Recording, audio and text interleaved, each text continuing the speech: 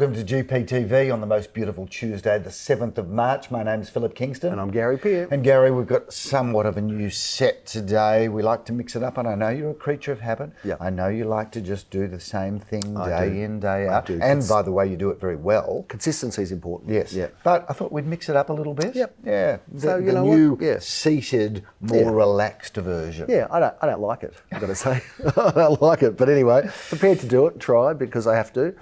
Because, you know, you've been dragging me along on my knuckles for a long time, telling me to do new things. So, you know, I'm giving it a try. But, you know, do I feel comfortable? No. Do I like it? No, not at all. But will I oblige you? Yeah, You know what, Gary, I like to mix things up, and let's be clear, the neural pathways in your brain, when you do change things, the neural pathways start to adapt to change, and it actually it actually encourages greater brain use. Did anybody understand any of that? Because it absolutely sounded like nonsense and rubbish. Look, let's talk about the weekend, because it was a busy weekend, wasn't it? It was massive weekend, Gary, absolutely massive. Yeah. And I'm glad that the clearance rates in Melbourne are still doing really well. They are. There is no question that despite all of the media hype, the doom and gloom, and we've talked about this at length, the media only is successful with bad news or really good news. Bad news sure sells well. There's no question. Sells fast. So sells if well. you think about it, if you have a look around the country, as in all the capital cities, there was an average of close to 70%. Still good. 68% in Victoria. Yeah. But at Gary Peer and Associates, we came home so strongly with a 69% clearance. We can't put a tower up for that. 'Cause Well, it's embarrassing.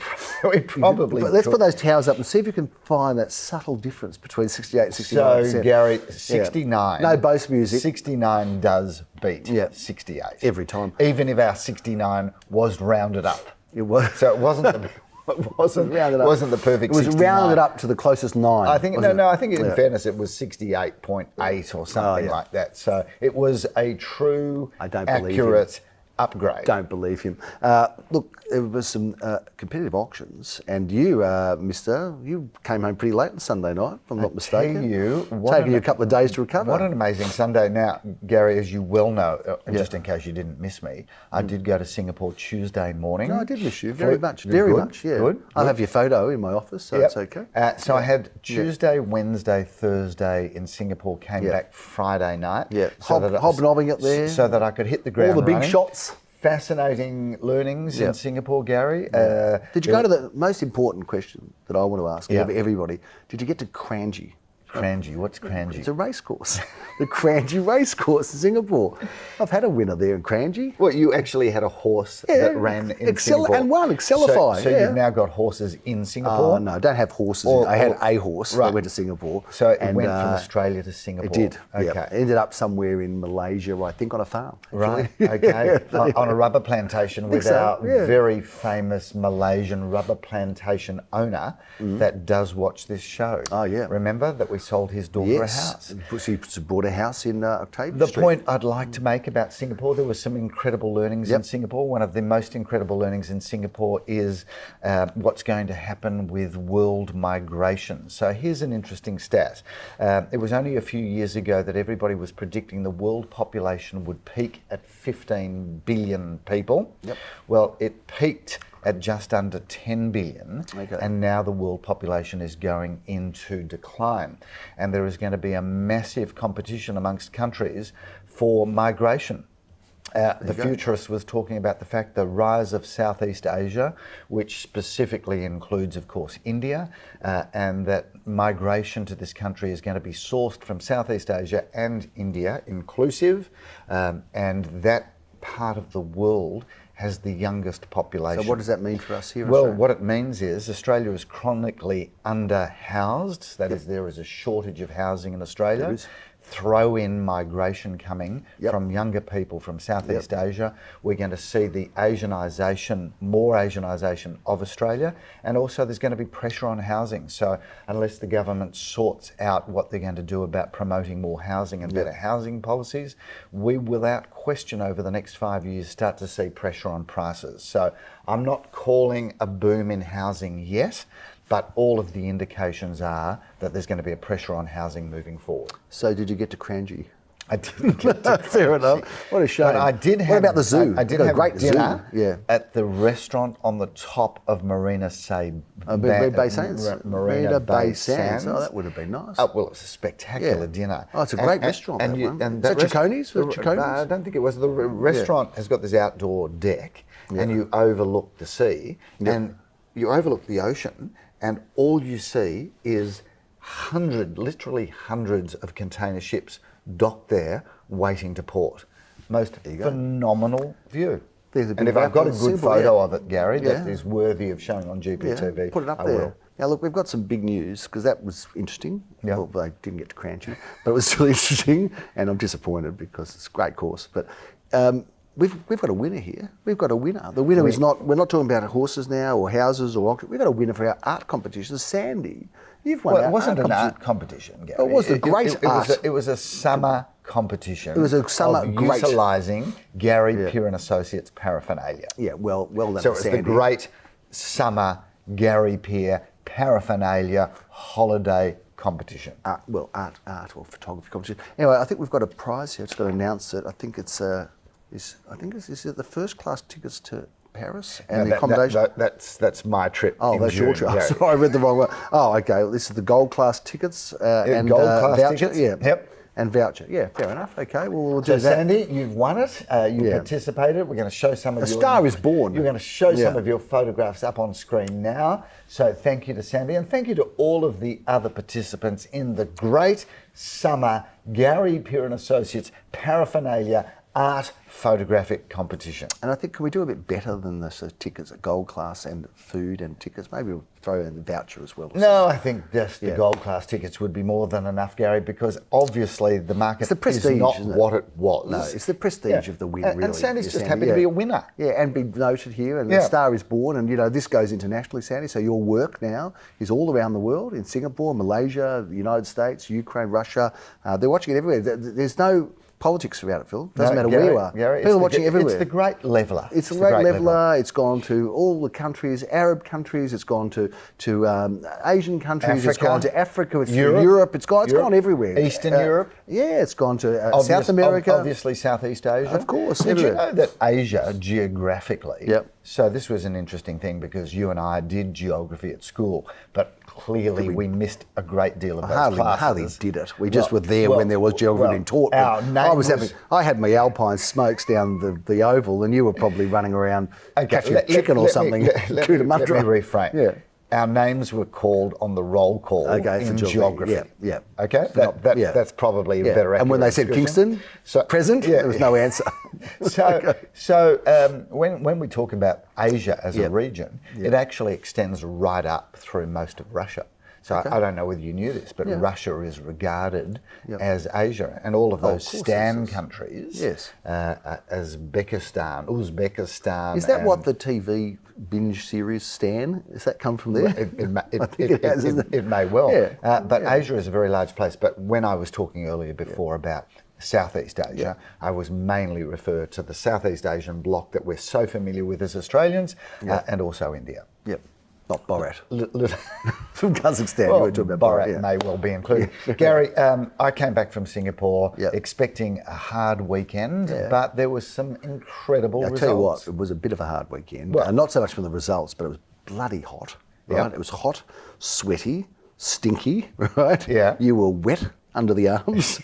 You were wet around the edges of your suit, and yet you left your car running, so that none of the chocolates went off. You got into a nice air-conditioned car. You went from auction to auction. You managed to keep it cool, but I reckon Sunday night, about 7 o'clock, you would have collapsed. Interesting, because I did leave my car on, because I did have all of the chocolates and the biscuits. I think some of the people that are climate obsessed would not be happy. I've got to tell you that, and a couple of people did point this out. Is that right? Yeah. Having said that, they were quite polite about it. And I was also polite in my response, which is explaining why.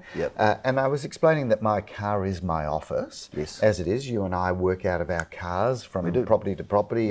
We're on the phone and making notes.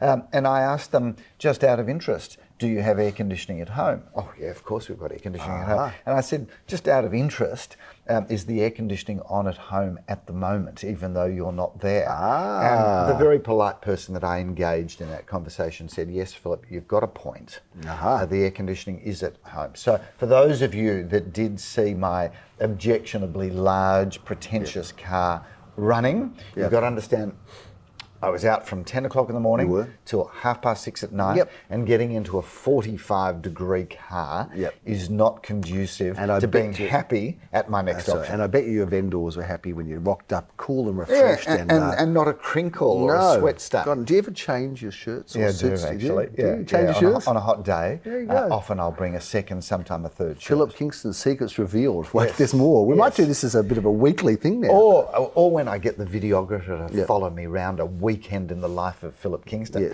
they might actually that's a big seller. Take my shirt off and put a new shirt on. Is that right? Yeah, but really? I'll make sure I get a spray tan before that. That's the after hours version, after 9 o'clock. Let's review some of our options. Before we do, there was a blooper that was put up on social media by our social media. I didn't like that. I've got to tell you. Which one? The singing one? No, the singing one. Where you just. I mean, what's that about? I've got to tell you, Gary. People are interested in our human side. But you're a bad singer. You're not a good singer. You think you're a good singer. To the contrary. No, I was actually quite shocked at how good my voice was. Is that right? Really? You really loved yourself sick, didn't you? No, I didn't love myself sick, but I did think, you know what, that's actually not bad. Is that right? Yeah. You impressed yourself? Yeah. Well, then I'm happy. I'll retract my comment. Barry what? Well, Barry what? Barry can't complain anymore because Barry's no longer with us. Oh, Barry. Yeah. That Barry. But I do aspire to being Barry White. Barry White? Yeah. Oh, I thought you meant a different Barry. I wonder which Barry you're talking about. I thought Barry Newport. He's no longer with us. No, he isn't. Let's talk about some of the results from the weekend. Let's talk about some of the results of the weekend. It was a busy weekend. It was a happening weekend. Some things went off big time. Some of the numbers of some of the buyers around Philip still very impressive. So we talked about scarcity being scary. We talked about the fact that there's a lot of people out and about. And some places, Phil, there's some price ranges that are hotter than others. So let's talk a bit about that, because we talked about some of our inspections of apartments, even between 500 and 700, 700. Big numbers at some of those apartments. Yes. Some of the houses between, say, 1.2 and 1.6, also big numbers. Yes. And I had a robust debate with my son about where he thinks the happening spots are in the market. He thought the low twos. So there are certain little pockets, Phil. What's hot?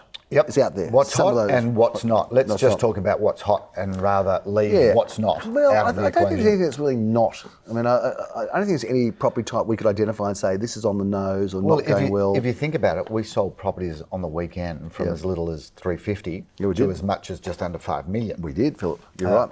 So we had as I said, we had a 69% clearance rate. We did. That's a balanced, healthy market. It is. Obviously, those vendors that didn't sell with us on the weekend are, kind of nervous and impatient, as you would expect them to be. And interestingly, viewers, keep in mind, of the properties that we don't sell at auction, 90% of our passed-ins are sold within 4 weeks. Very quickly. And a lot of them sell even Buran Road, passed it in on Sunday. This is how good some of our guys are, by the way, because shout out to Aviv and Yan. We passed that in at 1,100,000. We got 1,120,000 offered. Let's see if the price is disclosed here, which I think hopefully it is. But anyway, they were right on it, and they said, look, we're not worried about it. No, it's undisclosed, but they're not worried about it. It doesn't matter. That part of it's okay. We're onto this, and we reckon we're going to get more. And they said to the vendor, you hold on, we'll get, and they did. And they sold it later that day. Well, so I want to just it can be that quick. Point out the times. You've done the auction on that. You've passed it in, call it 1:45. Yeah. And I think that it was sold by 5 o'clock. It was? Yeah. Well, and you know what? Damn it, I missed the Caulfield market. There's a Rotary market in the Caulfield Racecourse on Sunday, and it was on the 5th, and I missed the first one because it was my birthday and I was away, and I thought I'll get to this one, but lo and behold, 12:30 was my time, but I went and did that auction instead. You know what, Gary, you pay a price in this business, you can't always do what you want. If anyone went to that market, tell us about it, because I've got to get there next month. First Sunday of every month. What other results are you going to talk about? Well, Phil, I kicked off in Marlborough Street, and by the way, congratulations to the vendors. I don't know if they're still watching this, but the vendors of Marlborough Street watch this. Marlborough Street where? Because there's a lot of Marlborough Streets. There is. Bentley East. Marlborough Street in St Kilda East, Balaclava, Bentley East, Caulfield North. Bentley East been in the same family since 1964, Phil, when you were just a little bubba. Yep. Just in your mother's arms, being rocked up and down. Did this house have yellow stained walls and yellow stained ceilings? I'm not sure why. Why are you asking? Well, if it's a Marlborough house, Gary. Oh, yes, maybe were, so. Were they Very heavy quick. smokers? Well, funnily enough, I said, we're in Marlborough country last week, and the vendor said, I watched your show and you said it was Marlborough country, and we used to have a bit of a joke about that. So shout out to the vendor. Anyway, well done on that, because we did have some huge competition. We had 6 bidders on that, one of our most popular, Philip. 1 to 1.2 was sort of the range, or 110 to 1210. Sold for $1,355,000. A corner site, Phil. So land, affordable land like that, Yes. in that kind of low ones. Yep. Very hot property. 6 bidders there. Well done to the buyer and seller alike. 156 Buran Road. That was a sale made by Jan Dosen with Simon Radolnik. Sold for $1,866,000. That's what it will get you. Now, Phil, I want to introduce a new person to our team. Go on. That is Christian de Vries, who has come across to join us, who's somewhat of a real estate veteran. He is. And he is Mr. Marambina, Phil. Gary, he's doing phenomenally well, and already, I mean, he's just kicked off with that fabulous auction. 30 Lura Street, Marambina. Was very popular, hotly contested. Phil, sold for $2,745,000. That's what we're getting for good homes in Marambina now. That is extraordinary. Yeah, remember when Marambina was kind of a poor relative of South Caulfield or Carnegie or Glenhuntly? If now, you have a look at that block of Carnegie, Glenhuntly, Marambina, Hughesdale, Bentley. Yep. Now that area has become such a dynamic part of Melbourne. And, we kind of sit here going, well, look at all of these prices we're getting. And then if you sit back academically and say, well, it's not surprising, because if you think about it, great train lines, great shopping centres, incredible parklands, fabulous schools. So all of those ingredients. And the train now. Absolutely. All of those ingredients really, we should have picked it years ago. Yep. We really Well, we should. kind of did, but we kind of always knew it or suspected it. Yeah. And I reckon even now, I think there's a lot more growth there. Because when you think about it, look at Coonang Road's like pumping. Now Marambina Road's the next one that's going to start to get. And you've got, that Levi Cafe, which is a great Fabulous. cafe. And that's just one of it's one. many You've got Daniel now. San across the road, you've got a few others there. Yeah. So Marambina, keep a watch on Marambina as an area. We've talked about it before. Invest and in. Shout out to those that designed the railway line overpass. Yeah, it's great. Because, you remember at the time, everybody was up in arms, this is going to be terrible and it's going to be a blight on the landscape. And the view and the light. All of the locals have completely embraced that underpass. And you drive past there on the weekend particularly, it's actually seriously busy. And do you remember how bad People the on traffic bikes was? and scooters. But do you remember how bad the traffic was on those railways? You sit there forever. Now it's all clear. Yeah. And I don't know if you've done the walk, but if you do the walk right through that underpass, all the way through to Poth Road, I think from Caulfield Racecourse, absolutely, it's just fantastic. And it's good. There's life there, and great cafes and the Marambina wine bar next to our office there. So Marambina, keep a watch on it. And if you're looking for an investment, maybe look at Marambina because you've got it. it's very popular. And you get good-sized parcels of land there. You too. do. And good, cool house, a lot of Art Deco, a lot of good period Post-war homes. And then you go into Hughesdale, another hot area that's going to come out of its, kind of slumber a little bit, already has. Yeah. Phil, Market Street, South Melbourne, Jeremy Rosen's conducted an auction there, sold that for $576,000. Great result. And we love it in Market Street. It's a great spot. We love selling in South Melbourne. Whenever we get in and out of there, we always do well. Herbert Street, St Kilda, back in Leo Samuel's heartland. Many people may know that he started his real estate career in St Kilda, and he still has many clients there that utilise his wonderful services. So congratulations to him, and sales agent Mark Wynn, who's doing well, who's another new recruit from our office. Maybe we'll put a photo up of him, and if we didn't put one of Christian up, we will. Phil, Narrong Road, kicked off my Sunday there. Had a lot of fun there with Daniel Pierre and Arlene. 770 to 830 was the range. They were hoping for the top of that range. Lo and behold, 3 bidders bought at 890, and someone just came like once, didn't say much. The other bidder, I think, came the day before the auction.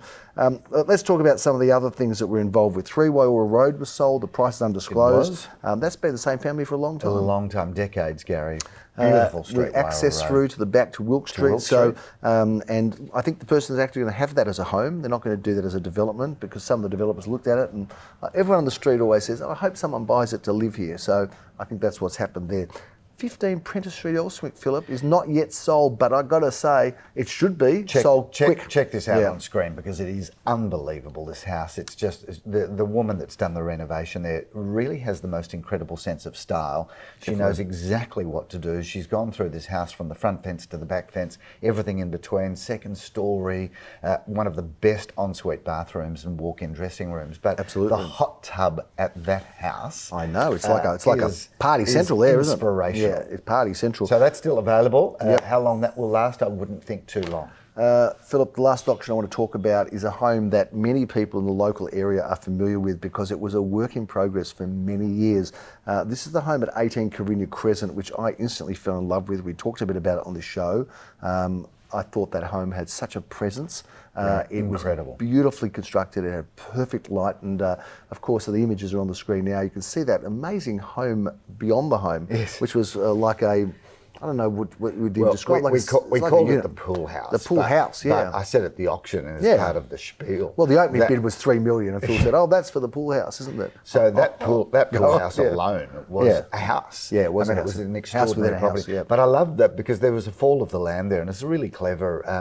Architects are amazing to be able to see the vision. But the pool house, then the pool, and then the edge of the pool kind of took the fall, so you had this beautiful water just trickling out over the side, and you'd sit in the alfresco undercover area or the kitchen meals family room and look at that. It was just magic. Unbelievable. And we sold it to a lovely couple. We did. Congratulations to them. It was being quoted in the fours. The price is undisclosed, but what a great home and a rare offering and an exciting offering. Yeah. So that's a bit of a wrap of the auctions, Phil. Some very competitive ones and still a good clearance rate, and some that came pretty close, haven't quite sold yet, but there's some that are in negotiation. So I'd be surprised if we don't get a number of those sold even within the next few days, let alone the next week or so. So people are always interested in the things that don't sell at auction. They always wonder whether there's a kind of bad story there, but usually it's just a step on the way to the sale. And I think every year in, year out, we're always about 95, 96%. So it's a very small percent of properties that we get to sell by auction that don't sell. Look, the reality is 70% or 68, 69, 70%. That is a balanced market.